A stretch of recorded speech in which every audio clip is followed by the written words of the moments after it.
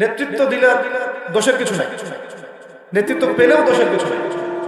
একজন মেম্বার হোক, একজন চেয়ারম্যান হোক, একজন এমপি হোক, একজন মন্ত্রী হোক, একজন পিএম হোক, যাকে আল্লাহ পাক যেখানে দায়িত্ব দিবেন, খলিফা হিসেবে তার কাজ কি বলেন? ফাহকুম বাইনান নাস বিল হক, সত্য ন্যায়ের মানদণ্ডে মানুষের মাঝখানে বিচার করা। কিন্তু ফাংশনটা কি? একজন খলিফার কাজটা কি?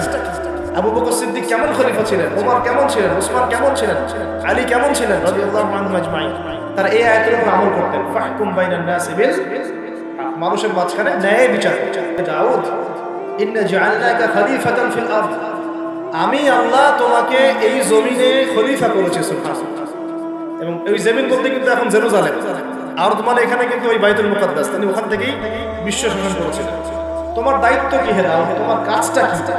ফাহকুম বাইনান নাস বিল হক, সূরা সাদ। তোমার কাজ হচ্ছে মানুষের মাঝে, অনুসারী জনগণের মাঝে তুমি ন্যায় বিচার প্রতিষ্ঠা করবে। কি করবে? তার মানে একজন যে কেউ ন্যায় বিচার কথা বলা হচ্ছে, ন্যায় বিচার। এখন ন্যায় বিচার কতটুকু কি হচ্ছে না হচ্ছে না আপনারা আমার চেয়ে ভালো জানেন, আমি এইসব নিয়ে কথা বলতে চাই না। কিন্তু আমাদের কাজ এতটুকু, যাকে আল্লাহ পাক যেখানে দায়িত্ব দিবেন ন্যায় বিচার। আরো আল্লাহ বলছেন, আয়াতটা শেষ হয়নি, আরো সামনে একটু আছে। আল্লাহ পাক বলছেন ওয়ালা তাত্তাবিউল হাওয়া, ন্যায় বিচার করো এবং নিজের হাওয়া প্রবৃত্তির অনুসরণ করো। নিজের মন গড়া বিধানের অনুসরণ করো না, নিজের প্রবৃত্তির দাসত্ব করো না। যদি করো তাহলে কি হবে? ইউদিল্লাকা আন সাবিলিল্লাহ, তাহলে আল্লাহ পাকের এই সরল পথ থেকে ওই প্রবৃত্তির অনুসরণ তোমাকে বিচ্যুত করবে। কার কথা এগুলো? আল্লাহর কথা। ইন্নাল্লাযীনা ইউদিল্লুনা আন সাবিলিল্লাহ, পরের আয়াত, নিশ্চয়ই যারা আল্লাহ পাকের সরল পথ থেকে বিচ্যুত হয়ে গেছে, লাহুম আযাবুন শাদীদ, তাদের জন্য কঠিন শাস্তি আছে। আযাবুন শাদীদ মানে কঠিন শাস্তি আছে। বিমা নাসু ইয়াউমাল হিসাব, এই কারণে যে তারা হিসাবের দিনটা ভুলে গিয়েছে। এই দুইটা আয়াত আমি শোনাই দিলাম। আল্লাহ পাক যাকে যেখানে দায়িত্ব দিবেন সব সময় এই দুইটা আয়াত মাথায় রাখবেন। যে আল্লাহ পাক আপনাকে দাউদ আলাইহিস সালামের মতো কাজ দিয়েছেন, আল্লাহ পাক আপনাকে আদম আলাইহিস সালামের মতো কাজ দিয়েছেন। যাকেই দেখ X Y Z whoever he is, এটা আমাদের দেখা বিষয়। আমরা ধর্মতাত্ত্বিক দৃষ্টিকোণ থেকে শুধু মূল নীতিগুলো বলব। তাহলে এখানে খলিফার কাজ কি বুঝতে পারলাম? মানুষের মাঝে ন্যায় বিচার প্রতিষ্ঠা করা, প্রবৃত্তির দাসত্ব না করা। যদি করি তাহলে কঠিন শাস্তি অপেক্ষা করছে। এখন আসেন, আল্লাহ নবী সাল্লাল্লাহু আলাইহি ওয়াসাল্লাম কি এই আয়াতের উপর আমল করে যান নাই? গিয়েছেন না যান নাই? তার জীবদ্দশায়, তার 23 বছরের এই নববী জীবনে কেউ কখনো জুলুমের শিকার হয়েছিল? বলেন তো, কেউ বলতে পারবে বুকে হাত দিয়ে যে একজন মানুষ জুলুমের শিকার হয়েছে? তার রেখে যাওয়া ইসলামের এই প্ল্যাটফর্মের উপরে আবু বকর সিদ্দিক শাসন চালিয়েছেন 2.5 বছরের মতো। আবু বকর সিদ্দিকের সময় কি কেউ জুলুমের শিকার হয়েছে? তিনি কি এই আয়াতগুলোর উপর আমল করেছিলেন না করেন নাই? তাহলে তিনি একজন সফল খলিফা ছিলেন। আমরা খলিফা এবং খেলাফা দুটার ব্যাখ্যা বুঝতে পারলাম। যে খলিফা আল্লাহ পাকের বিধান মেনে বিচার ফয়সালা করে, ওই শাসন ব্যবস্থাটাকেই বলা হয় খিলাফা। এটা নতুন কোনো মৌলবাদী শব্দ নয়, আমরা ভুল বুঝি, আমাদেরকে ভুল বোঝানো হয়। একজন খলিফা যে আল্লাহ পাকের বিধান অনুযায়ী বিচার ফয়সালা করে, তার ওই শাসন ব্যবস্থাটাকে বলা হয় খিলাফা, যেটা আসবে সামনে ঈসা আলাইহিস সালামের হাতে। এখন আপনি সর্বোচ্চ পর্যায়ে যান বিশ্বের, ইউনাইটেড নেশনস, এখানে খিলাফা কায়েম আছে? অনেস্টলি বলেন, এখানে কি আল্লাহর বিধান দিয়ে বিচার ফয়সালা করা হয়, নাকি ওদের পশ্চিমাদের মন করা বিধান দিয়ে করা? 100-200 কেন, একদিনে যদি 1000টা বাচ্চাকেও বোম মেরে হত্যা করে দেয়, তারপরে ওরা ইসরায়েলের পাশেই থাকছে, বলবে আমরা আমাদের বন্ধুর পাশে আছি। আমাদের যদি এর পরেও চোখ না খুলে, তাহলে নিশ্চিত আমরা ইন্টারনালি ব্লাইন্ড, আধ্যাত্মিকভাবে অন্ধ হয়ে গেছি।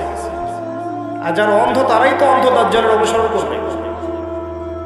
আমি জানি আমাদের উপরের লেভেলে যারা আছেন তারা এগুলো সব ভালো করেই বোঝেন, কিন্তু পরিবেশ পরিস্থিতির কারণে অনেক সময় তারা সত্য কথা বা সাহস করে অনেক কিছু বলতে পারে না। কারণ তারা অবশ্যই বোঝেন, তারা মুসলিম পরিবার থেকে এসেছে। আমাকে বলেন, তাদের যে সিস্টেম, এই সিস্টেমের মধ্যে যে অর্থ ব্যবস্থাটা আছে, এটা সুদ ভিত্তিক না সুদ বিবর্জিত? তাহলে এটা কি আল্লাহ পাকের কোরআনের সাথে গাদ্দারি হয়নি? তাহলে ওর আন্ডারে থাকলে কি আমরা সত্যিকারের খেলাফা গায়ে করতে পারবো? ও যে মিডিয়াগুলো চালায়, এই মিডিয়াতে ও যা মানুষকে বোঝায় তাই। একজন মুসলমানকে যদি ও সন্ত্রাসী রূপে উপস্থাপন করে, সারা বিশ্ব বলে হ্যাঁ ও সন্ত্রাসী। একজন ব্যক্তি, আমি নাম মেনশন করছি না, গণহারে মানুষ হত্যা করেছে, তাকে শান্তিতে নোবেল পুরস্কার দেওয়া হয়েছে। এই হলো ওদের চরিত্র। Media, political system, banking system, ওদের প্রযুক্তি, এগুলো কোনটা মুসলমানের স্বার্থে? কোনটা কি মুসলমানের স্বার্থে? সবগুলো করেছে ওদের স্বার্থে। ওখানে গিয়ে আমরা সর্বোচ্চ কি করতে পারি? আমরা হয়তো ওই যে ফিদেল ক্যাস্ট্রোর মতো একটা ভাষণ দিতে পারবো, অথবা ওই গাদ্দাফির মতো একটা ভাষণ দিতে পারবো। যারাই সেখানে দাঁড়িয়ে লম্বা লম্বা লেকচার দিয়েছে, গরম গরম বক্তব্য দিয়েছে, তাদের সবাইকে হয় মেরে দেওয়া হয়েছে, নাহলে ক্ষমতাচ্যুত করা হয়েছে। আমাদের চোখ কবে খুলবে? এটা একটা কুফরি শক্তি। এটা এই পৃথিবীর সবচেয়ে বড় শের, সবচেয়ে বড় তাগুত, সবচেয়ে বড় কুফর। এর গোড়ায় গিয়ে আমাদেরকে আঘাত করতে হবে, এবং সেই আঘাতটা আমরা করতে পারবো না, আমরা জানি। সে আঘাতটা করবে ইমামুল মাহদী এবং ঈসা আলাইহিস সালাম। আমি জানি আমরা কিছু করতে পারবো, আমি আপনাকে করতেও বলছি না কিছু, ভবিষ্যৎটা বলে দিচ্ছি ইনশাআল্লাহ। এই বৈশ্বিক এই শিরক আর কুফর তাগুতের গোড়ায় সে করে আঘাতটা করবে কে? ইমামুল মাহদী এবং ঈসা আলাইহিস সালাম। তারপরে আবার জেরুজালেম থেকে বিশ্ব শাসন হবে ইনশাআল্লাহ। তখন প্রত্যেকটা মুসলমানের হক অধিকার রক্ষা করা হবে। তখন মুসলমানরা এইভাবে মাথা নত করে বাঁচবে না, মাথা উঁচু করে বাঁচবে। এত সহজ যে মুসলিম বাচ্চাদেরকে বোম্বারে হত্যা করে ফেলল। আমি আপনাদেরকে দলিল দিলে রাত 2টা-3টা বেজে যাবে। একজন সাহাবীর হত্যার প্রতিশোধ নেওয়ার জন্য নবী সাল্লাল্লাহু আলাইহি ওয়াসাল্লাম 30,000 সৈন্যবাহিনী রেডি করে রোমানদের বিরুদ্ধে যুদ্ধ করতে পারেন। কয়জন সাহাবী? আবার একজন দিনী বোন, মুসলিম রমণী মহিলা সাহাবীর ইজ্জতের বিনিময়ে পুরা বনু কুরাইজার সাথে নবী যুদ্ধ করেছেন। নবী একজন রাষ্ট্রদূত পাঠিয়েছিলেন, খ্রিস্টানরা ওই রাষ্ট্রদূতকে হত্যা করেছেন। ওই একজন সাহাবীকে হত্যার প্রতিশোধ নেওয়ার জন্য আল্লাহ নবী সাল্লাল্লাহু আলাইহি ওয়াসাল্লাম মুতার যুদ্ধে চলে গিয়েছেন। কি মনে করেছে মুসলমানদেরকে বলা যা ইচ্ছা তাই করবে?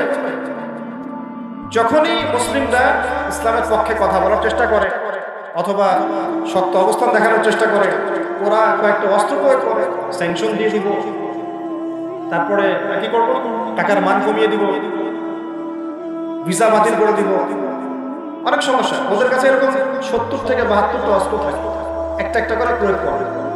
স্যাংশন একটা অস্ত্র, ভিসা একটা অস্ত্র, টাকার মান ইনফ্লেশন হবে একটা অস্ত্র, ঋণ দেওয়া বন্ধ করে দেবো একটা অস্ত্র, IMF এর লোন দিব না একটা অস্ত্র। এরকম অস্ত্র শেষ নেই। এগুলো আপনারা সবাই বুঝবেন না, পলিটিশিয়ানরা বুঝবেন।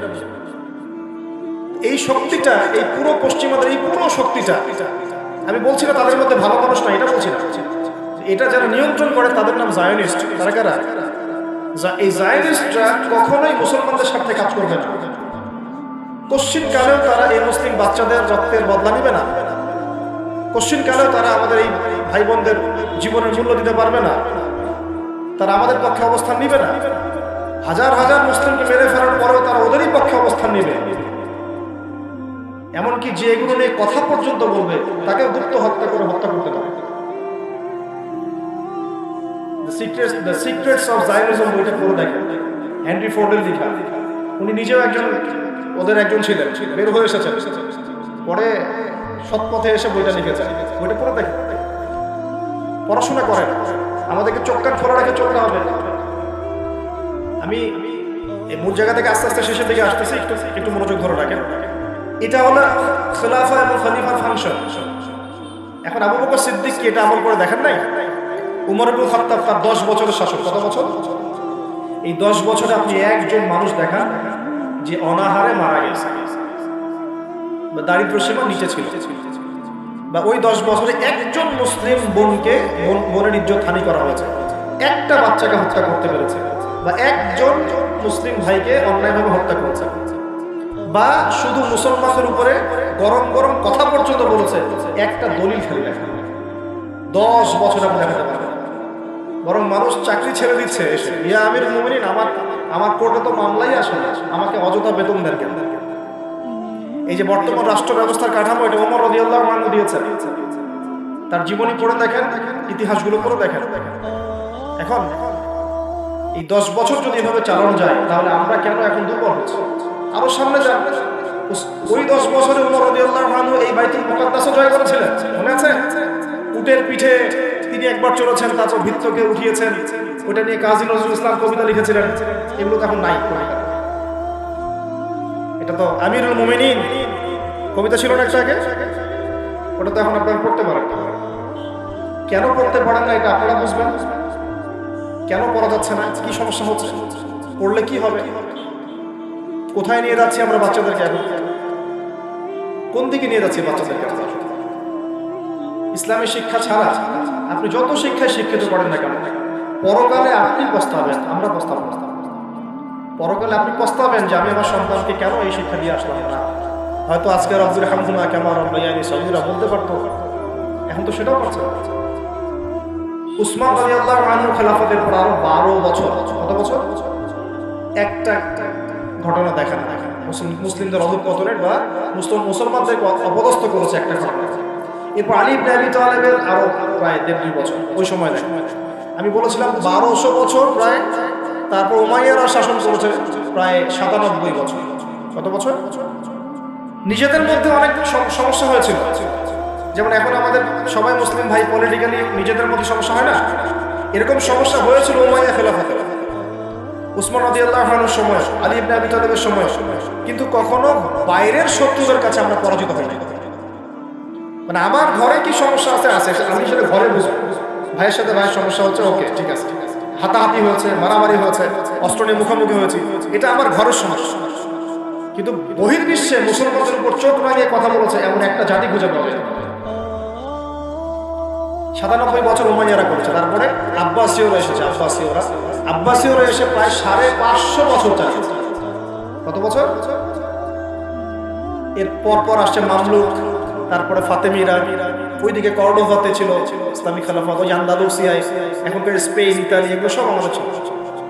তারপরে সালাহউদ্দিন আইয়ুবী রাহিমাহুল্লাহ আইয়ুবী শাসন এসেছে, তারপরে জেঙ্গিদের শাসন এসেছে, মোগলদেরটা জানেন আপনারা, আফগানদেরটা জানেন, এমনকি হিন্দুস্তান পর্যন্ত দেখেন নাই, এটা পুরো আমাদের আওতাভুক্ত ছিল এক সময়, ইংরেজরা আসার আগ পর্যন্ত। এভাবে বিশ্ব এগিয়ে গেছে ইসলামের হাত ধরে। কখনো কাউকে জোর করে ফোর্স করে মুসলমান করানো হয় নাই, কখনো কোনো অমুসলিমের অধিকার খর্ব করা হয়নি। এবং একজন অমুসলিম যদি আমাদের আন্ডারে থাকতো, তার অধিকার সবার আগে নিশ্চিত করা হয়েছে। যাকাত সবাই প্রদান করতো, সালাত আদায় করতো, সবাই কোরআন বলা ছিল, ওলামায়ে কেরামদেরকে সম্মান করা হতো, মসজিদ মাদ্রাসা করে তোলা হয়েছিল, সুদ ছিল না, মানুষ হালাল খেত, এবং মুসলিমদের একটা ঐক্যবদ্ধ সামরিক শক্তি ছিল। আস্তে আস্তে আস্তে আস্তে বিগত বেশি দিন না, আমার স্টাডি হচ্ছে বিগত মাত্র 100 থেকে 150 বছর, লাস্ট 100 থেকে 150 বছরে আমাদের পুরো টেবিলটাই উল্টে গেছে। এক্স্যাক্টলি উসমানী খেলাফতের পতনের সময় 1914 সালে এটা পতন ঘটেছে, প্রথম বিশ্বযুদ্ধের সময়। এরপর থেকেই কেন জানি এই যে বিগত 100 বছরে পুরো বিশ্বের চিত্রটাই উল্টায় গেল। যারা আমাদেরকে কর দিত একসময়, ট্যাক্স, ওরা এখন আমাদেরকে বলে ঋণ দিব কি দিব না। সুবহানাল্লাহ, আমরা চিন্তা করেন একটু বিষয়টা। যারা আমাদেরকে ট্যাক্স দিয়ে আমাদের জমিতে থাকতো, ওরা আমাদেরকে বলে লোন লাগলে অ্যাপ্লাই করতে হবে, শর্ত সাপেক্ষে দিতে পারি, তা আবার চড়া সুদে। ওরা বলে যে পলিটিক্যাল সিস্টেম আমাদের কেমন হবে, ও ইন্টারফেয়ার করতে চায়, ও এসে নাক গলাতে চায় যে তোমাদের রাষ্ট্র ব্যবস্থা কিভাবে চলবে। ওরা এসে এখন ঠিক করে দেয় যে আমাদের সংস্কৃতি কেমন হবে, আমাদের শিক্ষানীতি কেমন হবে, ইত্যাদি ইত্যাদি। যে জেরুজালেমে ঢোকার আগে ওদেরকে 10 বার চেকিং করতে হতো, ওখানে আমরা ত্রাণ পাঠাতে পারছি না।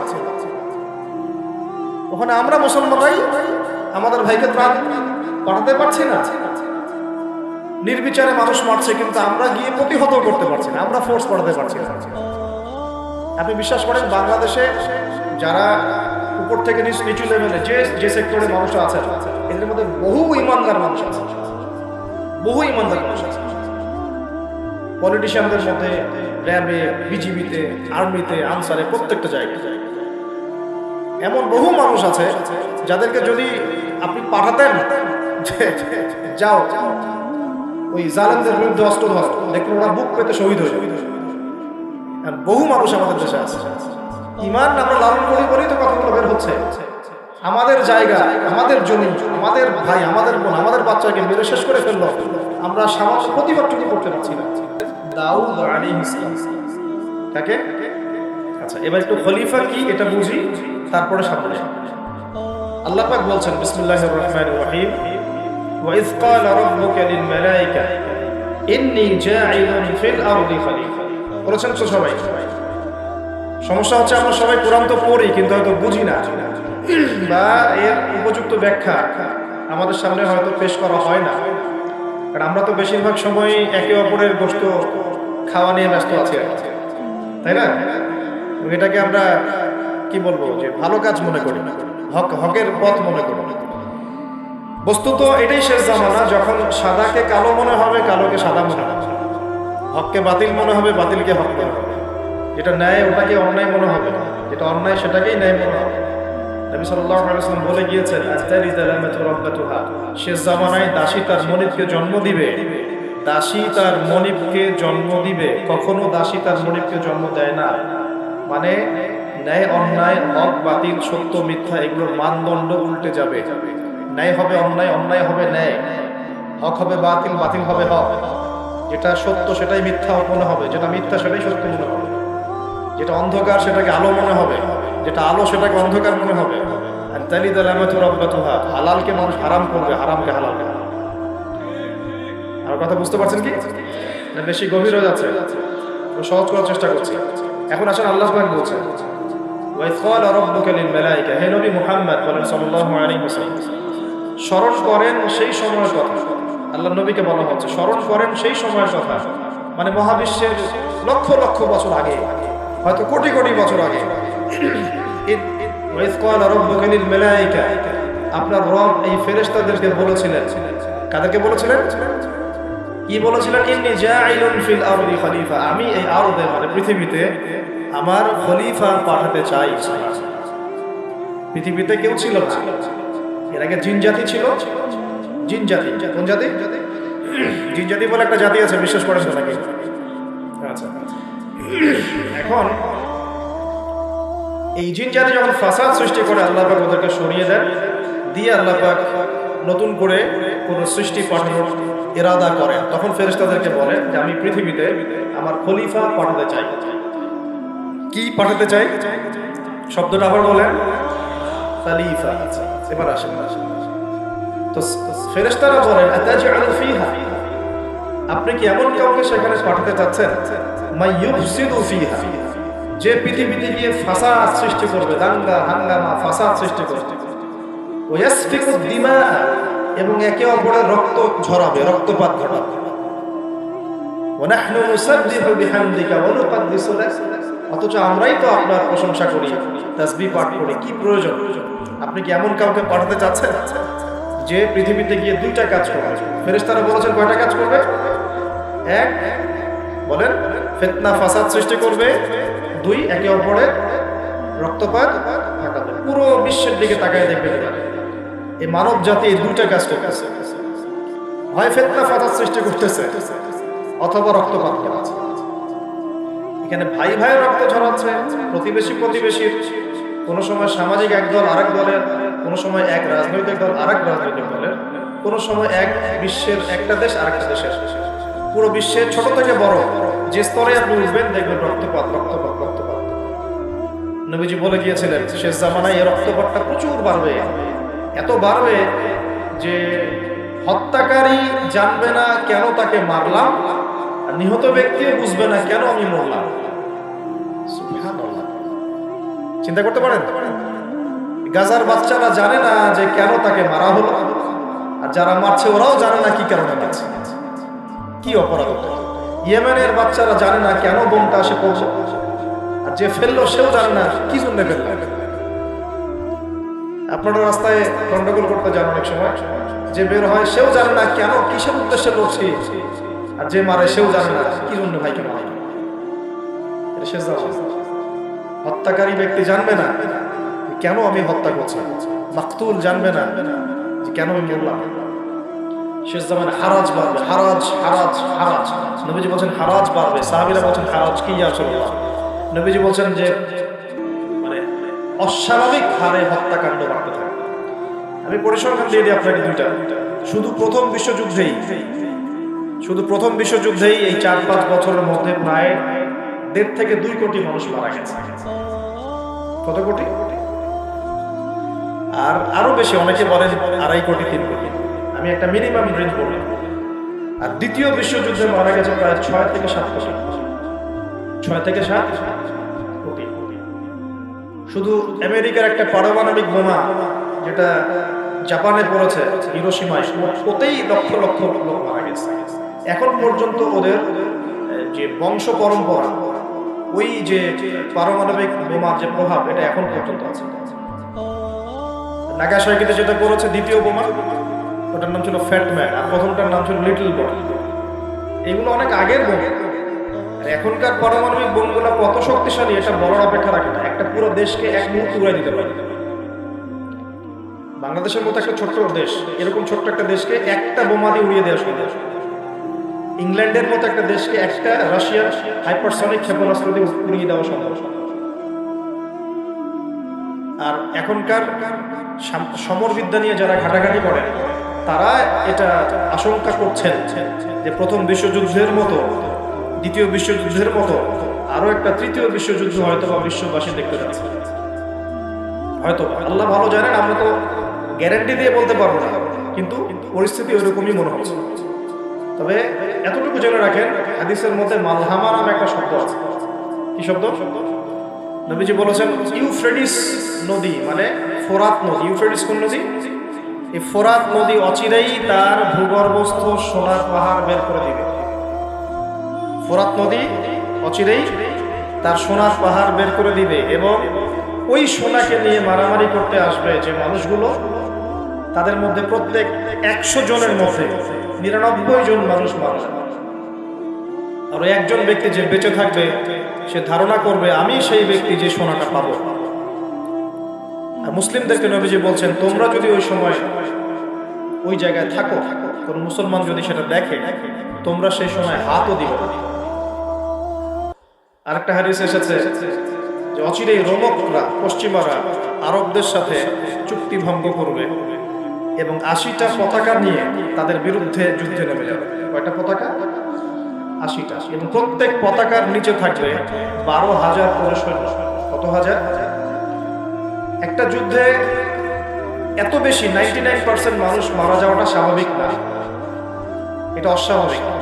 ঢাল তলোয়ার AK-47 যুদ্ধে এমনটা হবে না বা হয় না। হয়তো এমন কোন অস্ত্র সেখানে প্রয়োগ করা হতে পারে, এটা আমাদের ধারণা। আল্লাহ ভালো জানেন যেই অস্ত্রগুলো দিয়ে অল্প সময়ে বেশি বেশি মানুষ মেরে ফেলা সম্ভব।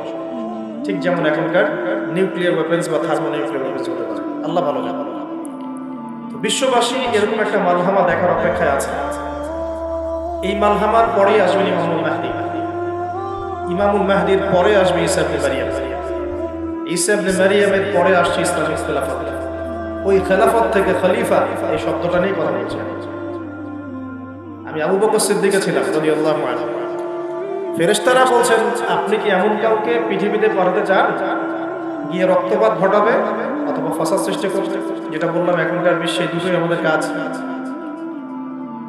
তো আল্লাহ পাক বলছেন, ইন্নী আ'লামু মা লা তা'লামুন, ইন্নী আ'লামু মা লা তা'লামুন। দেখো আমি যা জানি তোমরা সেটা জানো না। মানে আমার কিছু শুকরগুজার বান্দা থাকবে যারা এরকম ফিতনা ফাসাদ করবে না এবং রক্তপাত ঘটাবে না। তাদের জন্যই আমি প্রস্তুত করেছি জান্নাতুল ফিরদাউস।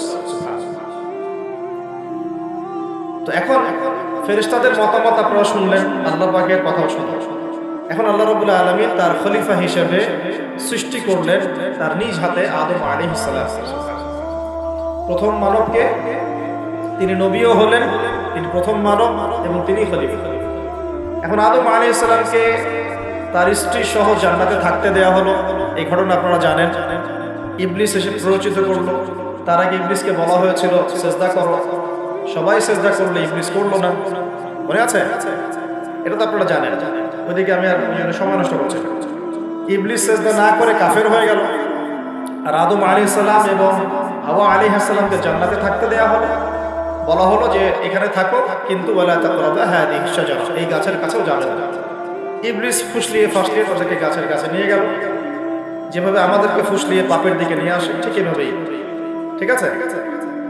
এখন আমাদের পিতামাতা একটা ভুল করে ফেললেন। মানুষ মাত্রই কি হবে?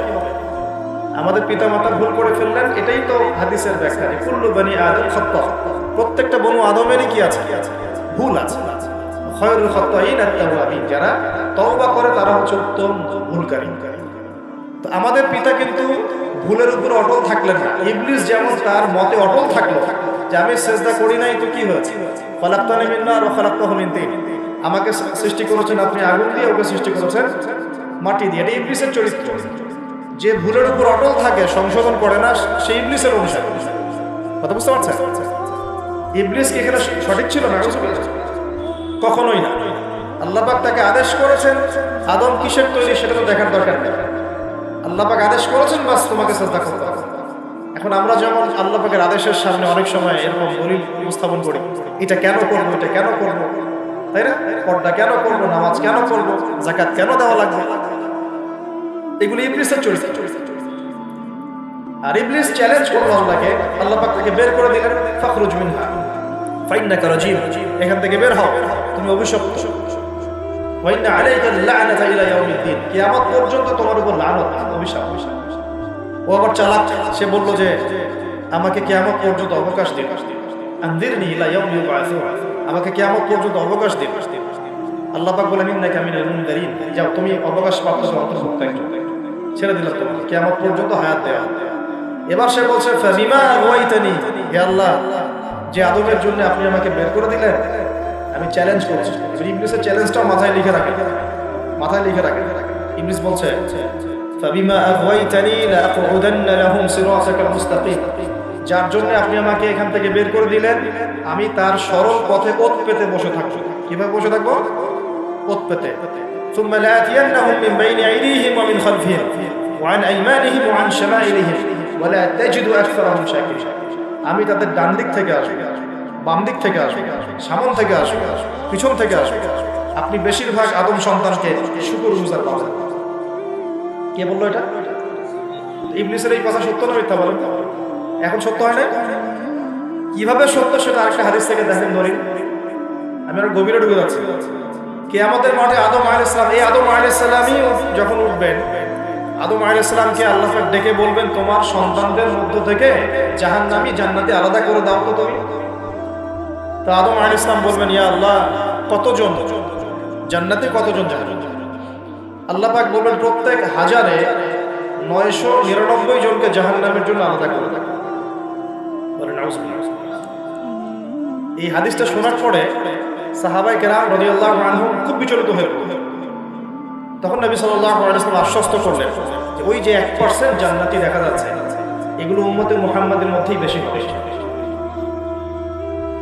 তবে কোন উম্মতে মুহাম্মাদে যে নামাজ পড়ে না, রোজা রাখে না, যাকাত দেয় না, শরীয়তের বিধিবিধানের কোনো পরোয়া করে না, কুরআনটা পর্যন্ত তেলাওয়াত করতে চাচ্ছে না, সেই উম্মতে মুহাম্মাদি কথা বলা হচ্ছে কি?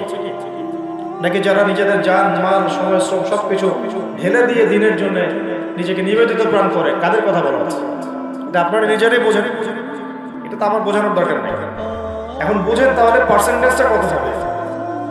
তো ইবলিসের কথা তাহলে সত্য হলো। ইবলিস কি বললো? ওয়ালা তাজিদু আকসারাহুম শাকিরিন, বেশিরভাগকে আপনি শুকরগুজার পাবেন না। আল্লাহ পাক নিজেও এই কথা বলেছেন সূরা সদের মধ্যেই, ওয়া কালিলুম মিন ইবাদিয়াশ শাকুর, আমার শুকরগুজার বান্দা খুব কম হবে। অন্য একটা জায়গাতেও আছে। এখন আল্লাহ রাব্বুল আলামিন আদম আলাইহিস সালাম আর হাওয়া আলাইহিস সালামকে জান্নাতে রাখলেন। তারা যে ফল খেয়ে ভুল করে ফেললেন, আল্লাহ পাক তখন তাদেরকে সাথে সাথেই বের করে দেন, সাথে সাথে বের করে দেন নাই, বরং ফাতালাক্কা আদম মির রাব্বিহি কালিমাত, আদম আলাইহিস সালাম আল্লাহর কাছ থেকে কিছু কালিমা বা বাক্য শিখে নিলেন। সুবহানাল্লাহ। ফাতাবা আলাইহি, ওই কালিমা ওই বাক্য দিয়ে আল্লাহ আদম আলাইহিস সালাম তওবা করলেন। ওই কালিমা ওই বাক্য দিয়ে আল্লাহ আদম আলাইহিস সালাম কি করলেন? আবার বলছে ওই কালিমা ওই বাক্য দিয়ে আদম আলাইহিস সালাম কি করলেন? তওবা করলেন। আবার বলছে ফাতালাক্কা আদম মির রাব্বিহি কালিমাত, আদম আলাইহিস সালাম তার রবের কাছ থেকে কিছু কালিমা শিখে নিলেন। ফাতাবা আলাইহি, ওই কালিমা দিয়ে আল্লাহ রাব্বুল আলামিনের কাছে তিনি তওবা করলেন, ইন্নাহু হুয়াত তাওয়াবুর রহিম, এবং আল্লাহ পাক তওবা কবুল করে তাকে মাফ করে দিলেন। ওই বাক্যটা কি ছিল সেটা একটু শুনি। বাক্যটা ছিল রব্বানা, আসলে বলেন রব্বানা যালামনা আনফুসানা ওয়া ইন লাম তাগফির লানা ওয়া তারহামনা লানাকুনান্না মিনাল খাসিরিন। মানে অর্থ হচ্ছে, হে আমাদের রব, রব্বানা যালামনা আনফুসানা, আমরা নিজেদের নফসের উপর জুলুম করেছি, ওয়া ইন লাম তাগফির লানা, আপনি যদি আমাদেরকে মাফ না করেন, ওয়া তারহামনা, আমাদের উপর রহম না করেন, লানাকুনান্না মিনাল খাসিরিন, আমরা অবশ্যই ক্ষতিগ্রস্ত করব। এই কালিমা শিখলেন কে? আদম আলাইহিস সালাম তার রবের কাছ থেকে। এই কালিমাই দোয়া দিয়ে তিনি তওবা করলেন, আল্লাহ রাব্বুল আলামিন তাকে মাফ করে দিলেন। তবে তিনি বলে দিলেন আর জান্নাতে থাকা হচ্ছে না। কুল নাহবিতু মিনহা জামিআ, আল্লাহ বলেন তোমরা এখন সবাই পৃথিবীতে নেমে যাও। ফাইম্মা ইয়াতিয়ান্নাকুম মিন্নি হুদান, নেমে যাও পৃথিবীতে, কিন্তু জেনে রেখো পৃথিবীতে আমার পক্ষ থেকে তোমাদের কাছে হেদায়েত যাবে। কি যাবে? হেদায়েত মানে আসমানি কিতাব, নবী রাসূল। আসমানি কিতাব, নবী রাসূল, এগুলো আসবে তোমাদের কাছে। ফামান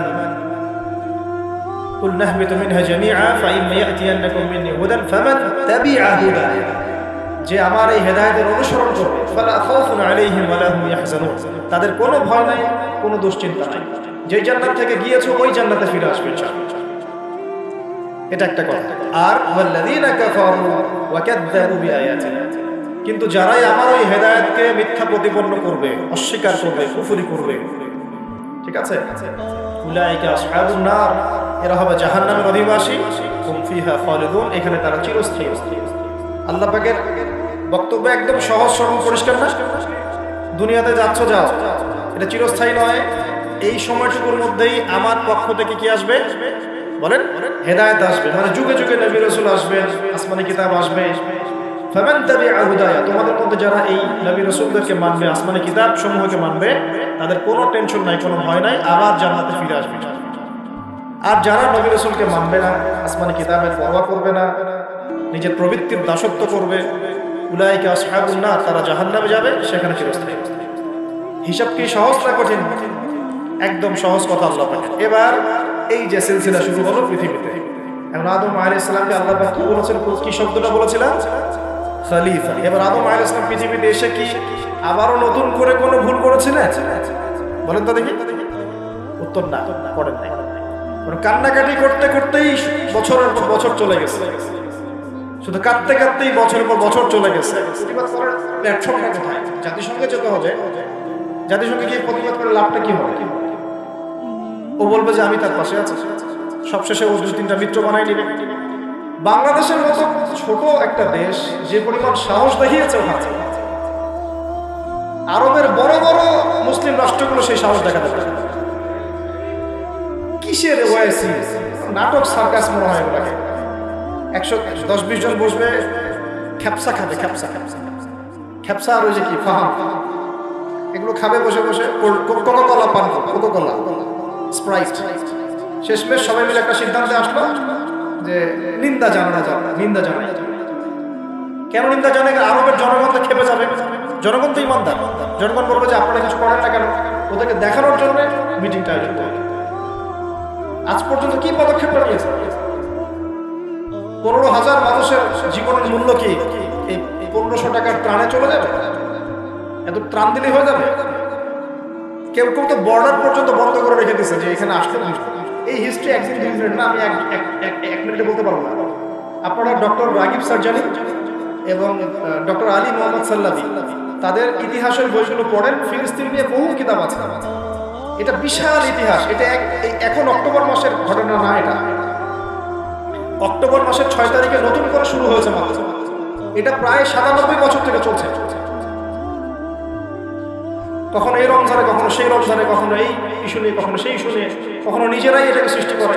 করতে করতে আস্তে আস্তে আস্তে 76% জায়গা ওরা এখন দখল করে ফেলছে। আর আমি বললাম এদের সাথে দাজ্জালের মারাত্মক সম্পর্ক আছে, সামনে বুঝতে পারছো।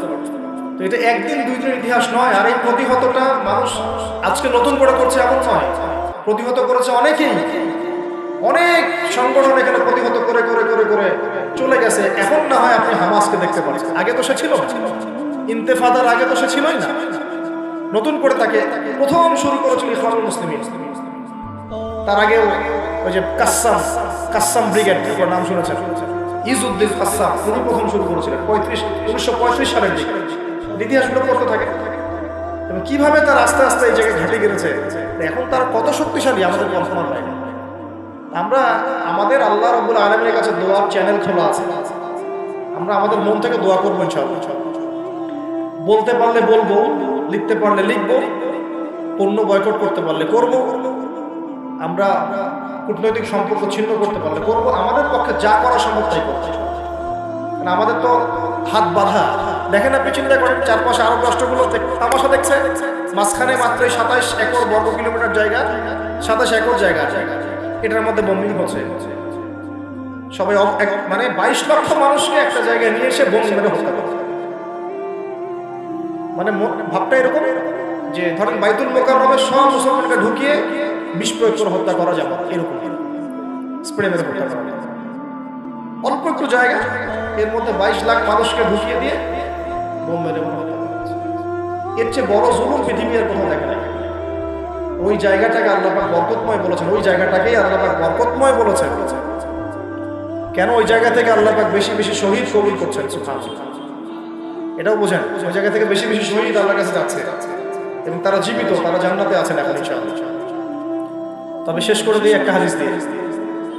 নবী সাল্লাল্লাহু আলাইহি ওয়াসাল্লাম এই জায়গা সম্পর্কে বলেছেন, শেষ জামানায় লা তাযালু তাইফাতুন মিন উম্মতি যাহিরিন আলাল হক লা ইয়াদুরুহুম মান খাযিলাহু। আল্লাহ নবী সাল্লাল্লাহু আলাইহি ওয়াসাল্লাম বলেছেন, আমার উম্মতের একটা দল, সবাই না, একটা দল চিরদিন হকের উপর থাকবে, তারা যুদ্ধ করতে থাকবে, বিরোধিতাকারীরা তাদের কোনো ক্ষতি করতে পারবে না দুর্ভিক্ষ ছাড়া। কি ছাড়া? এই যে এখন বুঝতে পারছেন, দুর্ভিক্ষ ছাড়া, পানি নাই, খাবার নাই, বিরোধিতাকারীরা ওদের কোনো ক্ষতি করতে পারবে না দুর্ভিক্ষ ছাড়া। এবং তার সাহাবীরা জিজ্ঞাসা করছেন, ইয়া রাসূলুল্লাহ, তারা কোন এলাকায় যুদ্ধটা করবে? নবীজি বলছেন যে বাইতুল মুকাদ্দাস ওয়া মা হাওলাহা, বাইতুল মুকাদ্দাস এবং তার চারপাশে। আরেকটা জায়গা আসছে যে ফিল দিমাশক, মানে যে সিরিয়ার দামেস্ক এবং তার চারপাশে। নবীজি বলছেন সর্বশেষ এই দলটা দাজ্জালের সাথে যুদ্ধ করবে। তো এই দিকে পৃথিবী যাবে। এখন আমরা আজকে সংক্ষিপ্ত আলোচনায় এতটুকু বোঝানোর চেষ্টা করলাম। দেখুন, আমরা পৃথিবীতে এমনি এমনি আসি নাই, আল্লাহ পাকের খলিফা হয়ে এসেছে। আল্লাহ পাকের খলিফার কাজ নিজে আল্লাহ পাকের বিধান মেনে চলা, তারপরে সবার আগে আমার পরিবারকে মানানোর চেষ্টা করানো। যদি পরিবার মানে আলহামদুলিল্লাহ, যদি না মানে দাওয়াত দেয় আমার কাজ এতটুকু পর্যন্ত। আর যদি আমার সন্তান হয় তাহলে তাকে আমি ফোর্স করতে পারি, চাপ দিতে পারি, কিন্তু আমি আমার পিতাকে তো চাপ দিতে পারবো না, আমার মাকে আমি চাপ দিতে পারি, দাওয়াত দিতে পারি, আমার স্ত্রী সন্তানদেরকে আমি চাপ দিতে পারি। তো খলিফা নিজেও হবো, নিজের পরিবারের মধ্যেও সেই খলিফার সুন্নতগুলো থাকবে। তারপরে আমি আমার সাধ্যমতো সমাজে এটার প্রচার প্রসার ঘটাবো। আল্লাহ পাক যদি কবুল করেন, বড় পরিসরেও খিলাফা কায়েম হবে। আর আল্লাহ পাক যাকে যেখানে দায়িত্ব দিবেন তার মনে রাখা উচিত হবে তিনি হচ্ছেন এই পৃথিবীতে আদম আলাইহিস সালামের সন্তান। তিনি এই পৃথিবীতে ওই দাউদ আলাইহিস সালামের রোল প্লে করছেন। এরপরে তার সাধ্য অনুযায়ী সে ইসলাম কেন্দ্রিক সমাজ গঠনের চেষ্টা করবে। যদি না পারে বা প্রতিবন্ধকতা থাকে, ওজোর আপত্তি আল্লাহর কাছে পেশ করবে। আর যদি একেবারেই অস্বীকার করে, কুফরি করে, তাহলে তার শাস্তি আল্লাহ পাক তাকে দিবেন। আর সর্বশেষ কথা হলো, এই খিলাফার বদৌলতেই 4 খলিফার যুগ থেকে, এই যে আমি আপনাকে 1914 সাল পর্যন্ত দেখালাম, এই মুসলিম বিশ্ব দাপটের সাথে মাথা উঁচু করে বেঁচেছিল। আর বিগত 100 বছরে যখন এগুলো আস্তে আস্তে উঠে গেছে, ডেমলিশ হয়েছে, তখন আস্তে আস্তে পুরো টেবিল উঠে গেছে। সত্যি কথা বলতে, পুরো ওয়ার্ল্ডের যত বড় বড় অস্ত্র শস্ত্র সেগুলো ওদের হাতে। ওটার দাপট আপনাকে ভয় দেখাবে, ওটা সবচেয়ে বড় পাওয়া। তারপরে প্রযুক্তিগুলো ওর হাতে, মিডিয়াগুলো ওদের হাতে, অর্থনৈতিক সিস্টেম, সুদভিত্তিক ব্যাংকিং সিস্টেম ওদের হাতে। যতগুলো নাম বলে না, federal reserve, IMF, world bank, সব। এখন এই অবস্থাতে বিশ্বটা চলছে, এটা কি চিরস্থায়ী হবে? উত্তর হচ্ছে না, এটা চিরস্থায়ী হবে না। আজকে হোক আর কালকে হোক আর 100 বছর পরেই হোক, এটা চিরস্থায়ী হচ্ছে না ইনশাআল্লাহ। কখন চিরস্থায়ী হবে না? যখন একটা প্রজন্ম গড়ে উঠবে, যেই প্রজন্ম তাদের মুসলিম বীর সেনাদের ইতিহাস জানে, শেকড় চিনে, যেই প্রজন্ম 5 ওয়াক্ত নামাজি, মাশাআল্লাহ, তাহাজ্জুদ গুজার, হালাল খায়, যারা আদর্শ পরিবার করার চেষ্টা করে, যারা সৎ কাজে আদেশ করে, অসৎ কাজে নিষেধ করে, যারা ইউনাইটেড, ঐক্যবদ্ধ, বিভক্ত না, যারা আল্লাহর বিধানের সামনে মাথা পেতে দেয়, অন্য কোনো তাগুতি বিধান তারা মেনে চলে না, যারা ইসলামটাকে আবারও বিশ্বে বিজয়ী করার ফিকির করে, চিন্তা করে, কিভাবে কাজ করে, ইনশাআল্লাহ ওইরকম প্রজন্ম যখন আসবে তখন বিজয় দেখতে পাবে। তবে আমার মনে হয় না যে এখন সেই প্রজন্ম আছে বা চলছে, আমার মনে হয় না। কারণ এখন আমরা বেশিরভাগ ক্ষেত্রেই দুনিয়া নিয়ে ব্যস্ত হয়ে গেছি। আমরা অনেকেই নামাজ ছেড়ে দিয়েছি। কোরআন তো মাশাআল্লাহ আমরা বললাম প্রথমে যে অনেকেই পড়তে জানি না, সুন্নাহ মাফিক জীবনযাপন করছি না। পরিবার তো আসলে কি বলবো, নিজের বলতে নিজেরই খারাপ লাগে। অনেক পরিবার এখন জাহান্নামের টুকরা হয়ে গেছে, জাহান্নামের টুকরা হয়ে গেছে। সৎ কাজে আদেশ সবাই করছে না, অসৎ কাজে নিষেধ সবাই করছে না। ভাই আমরা গোশত খাওয়া নিয়ে ব্যস্ত হয়ে আছি, মারামারি, কাটাকাটি, দাঙ্গা হাঙ্গামা, এমনকি দাড়ি টুপিওয়ালা মানুষরাও এখন একে অপরের গোশত খাচ্ছে। অনেকেই কে কার ভুল ধরতে পারবে, কে কাকে অপদস্থ করতে পারবে, কে কাকে জাতির সামনে ছোট করতে পারবে, মানে এগুলোই মনে হচ্ছে আমাদের কাজ। অথচ আমরা মূল লক্ষ্য থেকে কোথায় সরে গেলাম, মূল লক্ষ্যটা থেকে কত দূরে সরে গেলাম। আল্লাহ পাক আমাদেরকে সেই মূল বিষয়গুলো বোঝার তৌফিক দান করুন। ঘরের পাশে আগুন লাগলে কি ভাই আপনি এখানে ভাই তর্ক করবেন? আগুন আগে নিয়ে ভাবেন, পুরো বিশ্বে আগুন জ্বলে গেছে, আগুন জ্বলছে পুরো বিশ্বে। তারা অঘোষিত ক্রুসেড রচনা করেছে, অঘোষিত, ঘোষণা দিয়ে রচনা করা নেই, ভিতরে অঘোষিত ক্রুসেড রচনা করেছে। ওরা একটা জিনিসই চিনে যে লা ইলাহা ইল্লাল্লাহ কালিমা কে পড়ে ওকেই ধরতে হবে। ওদের চিন্তা এরকম। সবার না, আমি বলছি ওদের মধ্যে সবাই খারাপ না বলছি না, কিন্তু জায়নিস্টদের কথা বলছি। আপনাকে দেখবেন আপনি শিয়া না সুন্নি, আপনি আহলে হাদিস না হানাফি, আপনি শাফিঈ না হাম্বলি, আপনি বাংলাদেশি না পাকিস্তানি, এগুলো কিছু দেখতে আসবে। ওরা শুধু চিনে একটা কালিমা লা ইলাহা ইল্লাল্লাহ মুহাম্মাদুর রাসূলুল্লাহ। যারাই পড়ছে এদেরকে ধরো, তারা মুসলিম এবং ইসলামকে মিটিয়ে ফেলতে চায়। আল্লাহ পাক কোরআনে এটা বলেছেন, ইউরিদুনা লিইউতফিউ নূরাল্লাহি বিআফওয়াহিহিম। তারা আল্লাহ পাকের এই নূর মানে কোরআন, হাদিস, ইসলাম, এটাকে মুখের ফুৎকারে নিভিয়ে ফেলতে চায়। আল্লাহ বলেন আল্লাহু ইউতিম্মু নূরাহু, কিন্তু আল্লাহ পাক তার নূরকে প্রজ্বলিত করবেন। ওয়ালাউ কারিহাল কাফিরুন, যদিও এই কাফিররা এটা পছন্দ করে না। মানে এটা প্রজ্বলিত করার দায়িত্ব আল্লাহ পাকই নিয়েছেন। কখন হবে? 2-3টা আয়াত বলে শেষ করে দেখাবে। আল্লাহ পাক বলেছেন ইনতানসুরুল্লাহ ইয়ানসুরকুম, তোমরা যদি আল্লাহকে সাহায্য করো, মানে তোমরা যদি আল্লাহর দ্বীনকে সাহায্য করো, তাহলেই আল্লাহ তোমাদেরকে সাহায্য করবে। এমনি সাহায্য নামবে না। এই যুগটা আবরাহার যুগ না, যে আবরাহা হস্তি বাহিনী নিয়ে হেঁটে যাবে আর আসমান থেকে পাখি আসবে ঝাঁকে ঝাঁকে, আবাবিল তয়রন আবাবিল নেমে আসবে। এটা সেই যুগ না। এখানে আপনাকে আপনার রিজিকের ফয়সালা যেমন নিজেকে করতে হয়, কাজ করতে হয় না, আকাশ থেকে মাত্রা সালওয়া পড়ে, রিজিক আল্লাহ দেন, কাজ আমাকে করতে হয়। ঠিক একইভাবে দ্বীন প্রতিষ্ঠার ক্ষেত্রে ওইভাবেই কাজ না করলে আল্লাহ রাব্বুল আলামিন আসমান থেকে বিজয় দিবেন না। ইনতানসুরুল্লাহ ইয়ানসুরকুম, তোমরা যদি আল্লাহকে সাহায্য করো তবেই আল্লাহ তোমাদেরকে সাহায্য করবে। ওয়া ইউসাব্বিত আকদামাকুম, তোমাদের পা আল্লাহ পাক সুদৃঢ় করে দিবেন। সুবহানাল্লাহ। আরো বলেছেন আল্লাহ পাক, ইন্নাল্লাহা লা ইউগাইয়িরু মা বিকওমিন, আল্লাহ পাক কোন কওমের অবস্থা ততক্ষণ পরিবর্তন করেন না। শুনে নেন, আল্লাহ পাক কোন কওমের অবস্থা ততক্ষণ পরিবর্তন করে না হাত্তা ইউগাইয়িরু মা বিআনফুসিহিম, যতক্ষণ তারা নিজেরা নিজেদের অবস্থা পরিবর্তনের চেষ্টা করছে। আল্লাহ পাকের কথার উপর কোনো কথা নাই, এর উপর কোনো ওয়াজি নাই, আমাদের কথা তো কিচ্ছু না। আল্লাহ পাকের কথার উপর কোনো কথাই নাই। ইনতানসুরুল্লাহ ইয়ানসুরকুম, তোমরা আল্লাহকে সাহায্য করো, আল্লাহর দ্বীনকে সাহায্য করো, আল্লাহ তোমাদেরকে সাহায্য করবে। ওয়া ইউসাব্বিত আকদামাকুম, পা শক্ত করে দিবেন ইনশাআল্লাহ, কেউ টলাতে পারবে না। আর ইন্নাল্লাহা লা ইউগাইয়িরু মা বিকওমিন, মনে রাখো আল্লাহ পাক কোন কওমের অবস্থা, কোন জাতির অবস্থা ততক্ষণ পরিবর্তন করেন না যতক্ষণ না হাত্তা ইউগাইয়িরু মা বিআনফুসিহিম, যতক্ষণ না তারা নিজেরা নিজেদের অবস্থা পরিবর্তনের চেষ্টা করছে। আর সর্বশেষ কথা আল্লাহ পাক বলেছেন ওয়া ইন তাতাওয়াল্লাউ, যদি তোমরা মুখ ফিরায় চলে যাও, তোমরা যদি মুখ ফিরিয়ে উল্টা দিকে চলা শুরু করো, যেমনটা আমরা করছি আর কি এখন, তাহলে আল্লাহ কি করবেন? আল্লাহ বলেন ইস্তাবদিল কওমান গায়রাকুম, আল্লাহ তোমাদের সবাইকে সরিয়ে দিবেন, ইস্তাবদিল কওমান গায়রাকুম, আল্লাহ পাক তোমাদের সবাইকে সরিয়ে দিয়ে নতুন কওম নিয়ে আসবে। সুম্মা লা ইয়াকুনু আমসালাকুম, তারা তোমাদের মতো হবে না, তারা তোমাদের মতো অপদার্থ হবে। কিভাবে সরাতে পারে?